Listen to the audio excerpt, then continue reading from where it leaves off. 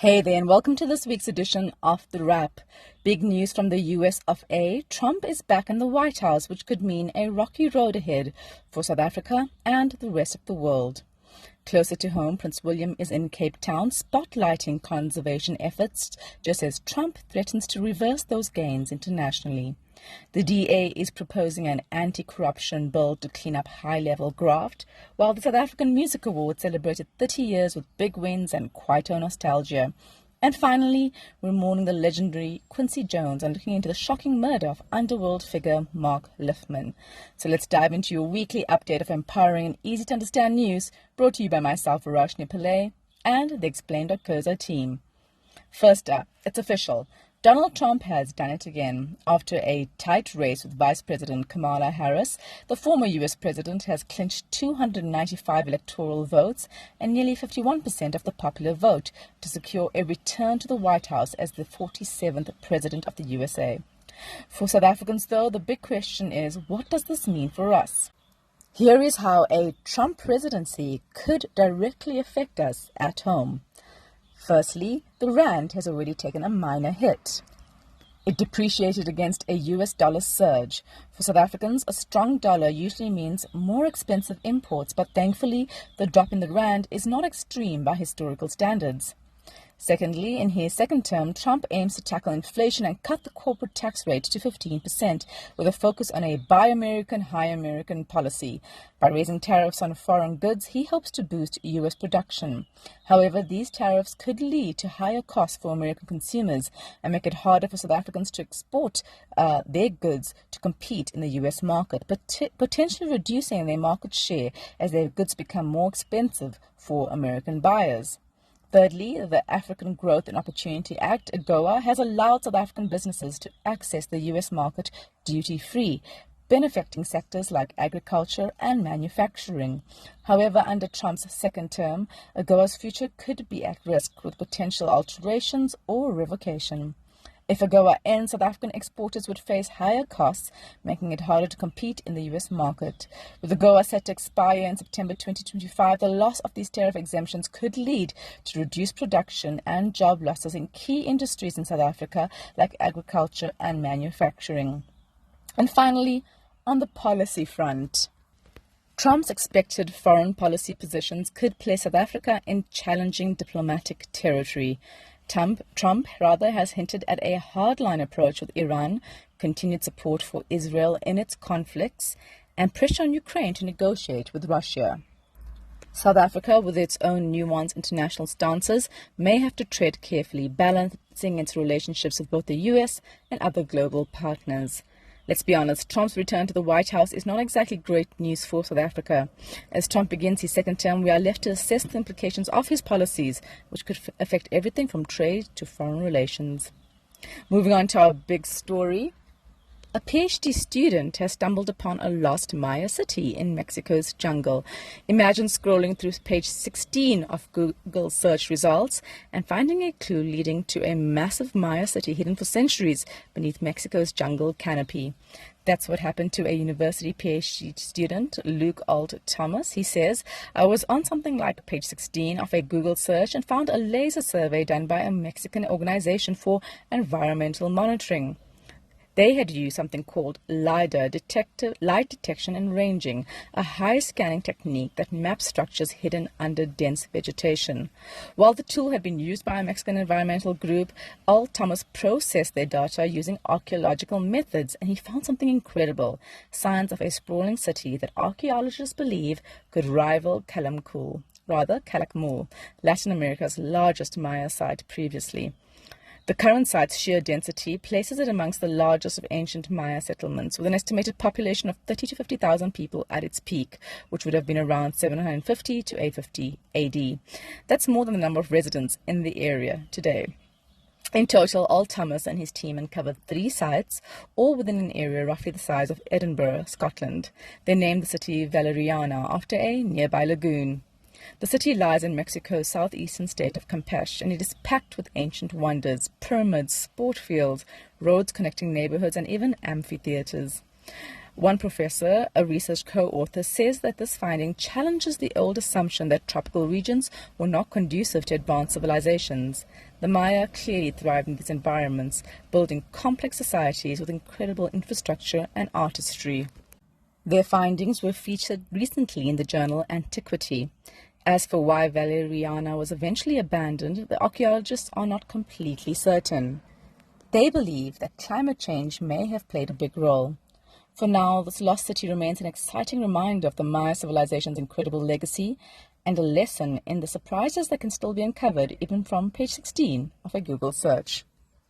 In some local news on Tuesday, Afrikaans singer turned controversial hardliner Steve Hofmeyer led a protest outside the union buildings against the new Basic Education Laws Amendment Bill, the Bella Bill, rallying Afrikaans-speaking supporters with chants of "Leave our language alone" and singing to stem the apartheid-era national anthem. As we've told you before, the bill would shift control of school language policies and admissions from local school governing bodies, SGBs, to provincial educational departments. Alana Bailey from AfriForum called the bill an attack on mother tongue education and warned it would undermine the autonomy of SGBs to serve local needs effectively.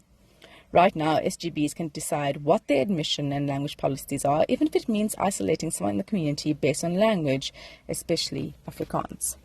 The bill has proved to be yet another dividing line within the government of national unity. The newly installed Basic Education Minister, the DA Siviwe Gwarube, boycotted President Cyril Ramaphosa's signing of the bill into law in September. In an olive branch, Ramaphosa left out the contested clauses concerning language, saying there would be a 3-month consultation period. The DA and AfriForum have threatened legal action over the issue. AfriForum kicking up dust on this issue makes sand. They are an organization dedicated to protecting Afrikaner language and culture.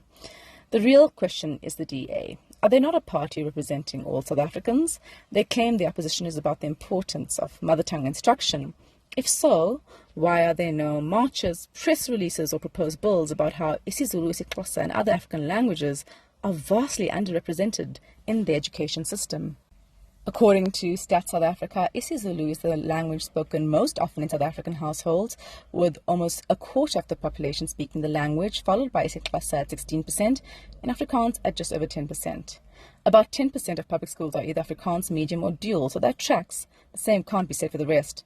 While Gwarube says her party's opposition to the bill is not just about protecting Afrikaans, which is a key constituency for the party, it's hard to see it as anything different, particularly with a clearly racist stance by those protesting the bill on Tuesday.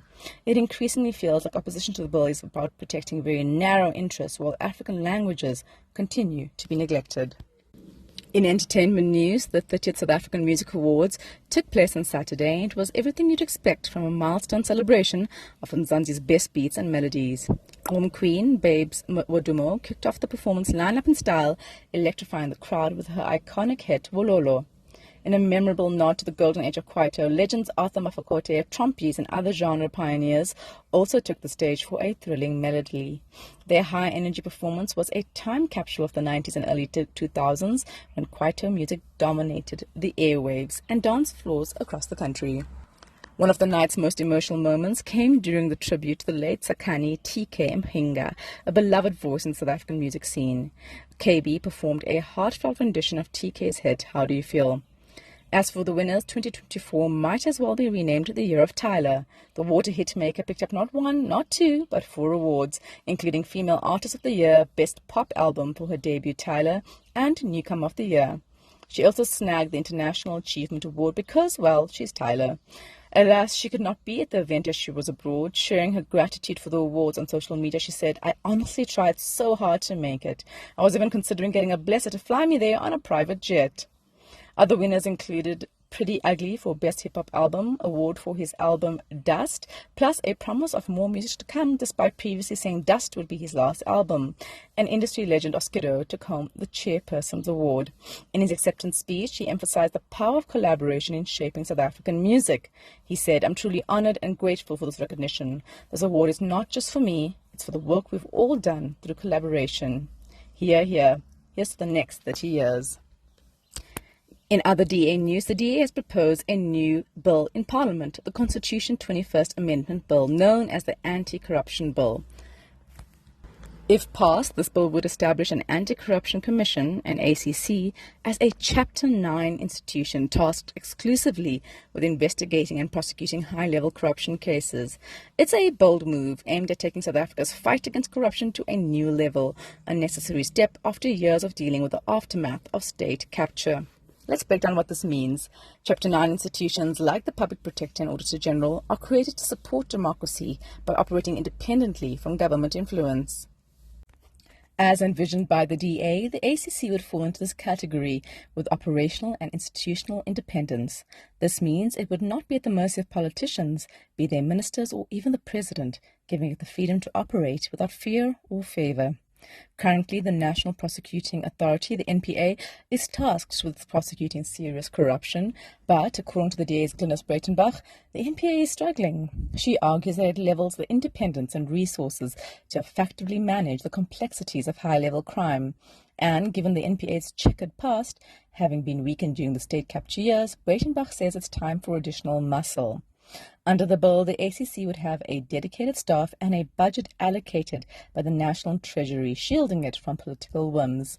Members of the ACC would also have protected tenure, ensuring that the political climate does not threaten their job security. The ACC's powers wouldn't stop at investigations. It would be able to prosecute cases too, a significant shift that could expedite bringing corrupt actors to justice. The bill is a constitutional amendment requiring a two-thirds majority in Parliament. This could be tricky unless the ruling ANC and other opposition parties, like the EFF or Action South Africa, give their backing. While some parties have previously supported the IGF, an independent body to fight corruption, the bill's journey through Parliament will reveal whether they walk the talk.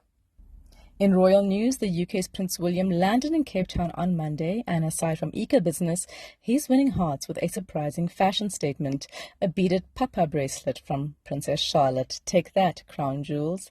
William's visit is part of a 4-day eco-tour ahead of the Earthshot Prize Awards, the sustainability initiative he founded to spotlight solutions for saving the planet. The awards ceremony dazzles Cape Town tonight, but first William's doubling down on wildlife conservation. In a speech with the magnificent Table Mountain behind him, William highlighted wildlife rangers as unsung heroes of the environmental world. He said, "Rangers are fundamental if we are to meet our global conservation targets by 2030. Backing his words with action, William announced a new life insurance scheme for 10,000 wildlife rangers developed with United for Wildlife, the Game Rangers Association of Africa, and the Tusk Trust.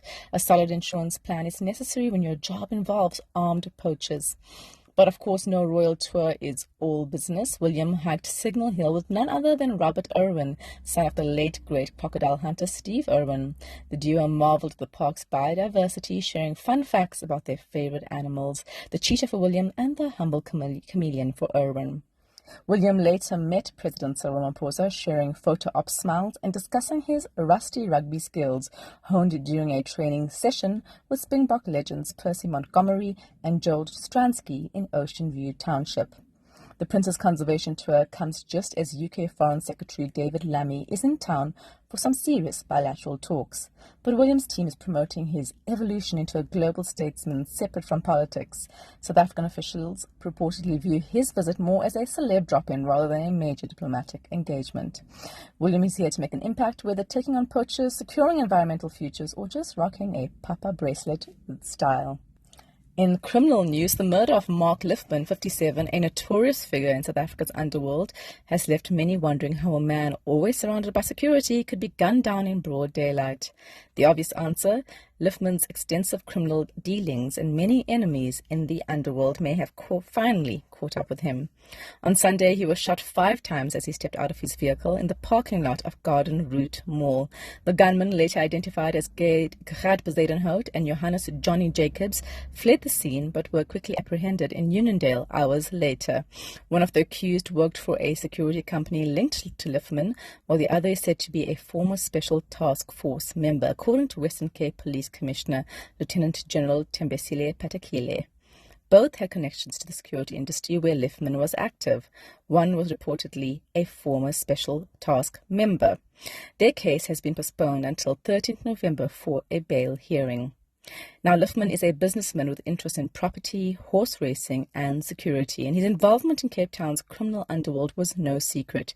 He was a key player in the city's nightlife scene, controlling security for nightclubs and businesses across the country. He was also part of a group known as the Brotherhood, a collective that once ruled the city's underworld. Lifman's most notorious link was to the murder of Brian Weinstein, a known international steroid smuggler. Lifman had been accused of masterminding Weinstein's 2017 murder over business disputes. At the time of his death, Lifman was out on bail for charges related to conspiracy to commit murder and breaching the Prevention of Organized Crime Act. In 2005, Lifman was arrested for allegedly sexually assaulting 3 underage boys, though he was acquitted in 2009. 2 years later, he and a business partner faced charges of running an illegal security company, but the charges were dropped in 2015. He was actually due to take the stand in the Western Cape High Court on Monday for the Weinstein murder trial before he was murdered. Lifman's murder has shaken the local community in George where the shooting took place, but for those familiar with Lifman's history, it was always a possibility. Finally, remembering Quincy Jones, the world is mourning the loss of a true music legend. Quincy Jones, the iconic producer, composer, and arranger, passed away on Sunday, aged 91. According to his publicist, Arnold Robinson, Jones died peacefully at his home in Bel Air, Los Angeles, on Sunday night, surrounded by his loved ones. Let's rewind for a bit. Jones worked with a jaw-dropping array of artists over his 7-decade career, including Frank Sinatra, Miles Davis, Aretha Franklin, and Ray Charles, to name a few. His work with Michael Jackson remains his crowning achievement, producing Thriller, Off the Wall, and Bad, the albums that launched Jackson from a global pop icon to the king of pop himself. If you were moonwalking to Beat It or practicing the moonwalk to Billie Jean, Jones was the mastermind shaping those moments. But it wasn't just about his pop hits. Jones' career was like a masterclass in versatility. He scored films like The Color Purple, Roots, and The Wiz, and even composed the theme music for The Fresh Prince of Bel-Air, which he also produced, giving a young Will Smith his big break. If that doesn't scream influence, what does? Jones wasn't one to brag, although he easily could have, nabbing 80 Grammy nominations and 28 wins. His career was filled with pioneering moments. He became the first black vice president of a major record label, Mercury Records, in the early 1960s, and broke other barriers in Hollywood later. He even organized the unforgettable We Are the World charity single for Africa in 1985. Now, Lionel Richie, who co-wrote the song, called Jones the master orchestrator. With 7 children, including actress Rashida Jones, and a life story that spans jazz clubs, Hollywood red carpets, and the White House, Jones was a cultural force. His commitment to philanthropy, particularly around education and fighting HIV/AIDS, only added to his legacy. Rest in peace, Quincy. You gave us the soundtrack to our lives. That's it from us at The Wrap, an award-winning product of Explained Akosa. Simple news summaries for busy people. Till next time, stay safe.